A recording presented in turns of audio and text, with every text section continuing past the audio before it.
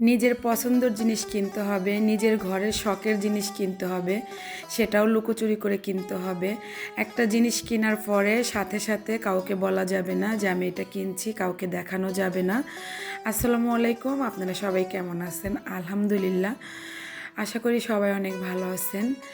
অনেক দিন ধরেই মনের একটা ইচ্ছা ছিল যে আমি একটা টেবিল কিনবো, ডাইনিং টেবিল।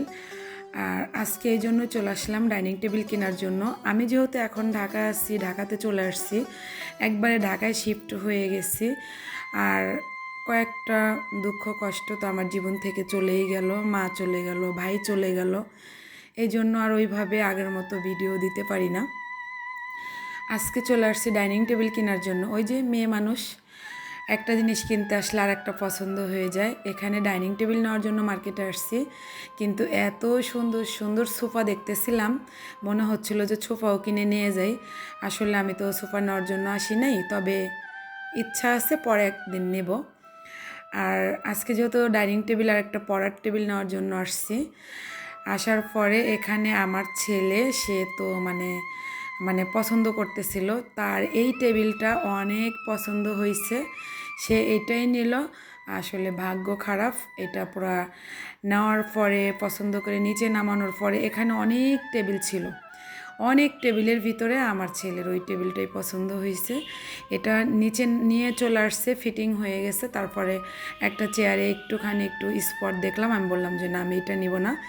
আবার উপরে চলে গেলাম, দোকানদার ভাইয়া বললো যে আপু আপনি আবার এসে একটা পছন্দ করতে পারেন।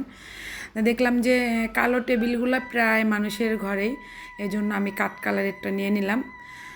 ফাইনালি এই টেবিলটা আর নেওয়া হলো না, এখন যেটা ফিটিং করতেছে ওইটাই নিব। আর যেটা বললাম যে শখের জিনিস কিনলেও লুকোচুরি করে কিনতে হয়। আসলে যাদের কার কার ফ্যামিলি কেমন সেটা জানি না, তবে আমার নিজে থেকে মানে কিছু কিছু মানুষ আছে যে দেখবেন যে আপনজনের ভিতরে আপনার কোনো কিছু কিনা দেখলে, আপনার ঘরে ভালো কোনো জিনিস দেখলে কিছু কিছু মানুষের ভিতরে মানে হিংসায় জ্বলে পড়ে মরে। কে রে ভাই, আমার হাজব্যান্ডের ইনকামের টাকা দিয়ে আমি কিনবো, তোমাদের এত জ্বলা আসে কোত্থেকে? তোমাদেরটা তো নিচ্ছি না, তোমাদেরটা তো কিনতেছি না। যাই হোক, অনেক দিনের ইচ্ছা ছিল, যেহেতু বাড়িতে আমার টেবিল আছে, আমি যেহেতু একেবারে ঢাকা চলে আসছি, এই জন্য আমার টেবিলের দরকার ছিল। আমার হাজব্যান্ডের কথা হলো যে যখন যা চাওয়া যায় সাথে সাথেই সেটা মানে দেওয়া ঠিক না। সেটা ছেলেই হোক, মেয়েই হোক, আর বউই হোক, যেই হোক, মানে সাথে সাথে সেটা দেওয়া যাবে না, চাওয়ার পরে দিতে হবে। আর তাকে বলছিলাম যে আমার একটা টেবিল লাগবে, সে বলছে হ্যাঁ তোমাকে টেবিল কিনে দেব, কিন্তু একটু অপেক্ষা করতে হবে। তারপর আমি কিন্তু টেবিলটা আরও আগেই কিনছি, এই ভিডিওটা আরও আগের, কিন্তু ওই যে কিছু কিছু মানুষের হিংসার জন্য, হিংসা করবে, জ্বলে পুড়ে মরবে, এই জন্য আর কি বলি নাই। আমি যখন টেবিল কিনতে গেছিলাম তখন আবার আমি একটু সুপার শপেও গেছিলাম, মানে স্বপ্নতে। ওখান থেকে আমার ঘরে যা যা বাজার লাগবে ওই বাজারগুলো একসাথে নিয়ে আসলাম। আমার টেবিলটা কার কাছে কেমন লাগলো অবশ্যই কমেন্টে জানাবেন। আসলে মেয়েদের ছোট ছোট এক একটা শখ থাকে, সেগুলো পূরণ করলে মেয়েরা অনেক হ্যাপি থাকে। আর বিশ্বাস করেন আমার মানে বাসায় এত পরিমাণ তেলাপোকা হয়েছে, ছোট ছোট তেলাপোকা, দু একটা বিষ এনে দিছি কিন্তু যায় নাই। কি দিলে যাবে, যদি কারো জানা থাকে অবশ্যই কমেন্টে জানাবেন।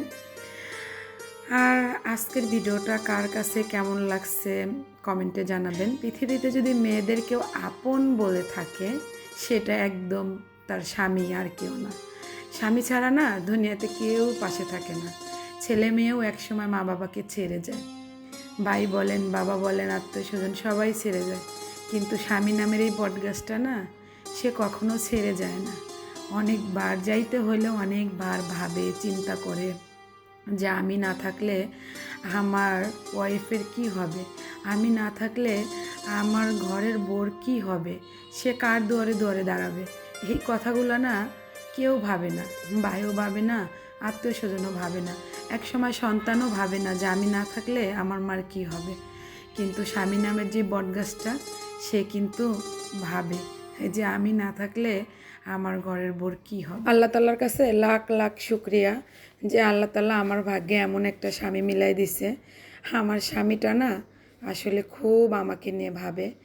আলহামদুলিল্লাহ, সবাই দোয়া করবেন সারাটা জীবন যেন তার সাথে আমি এভাবেই থাকতে পারি।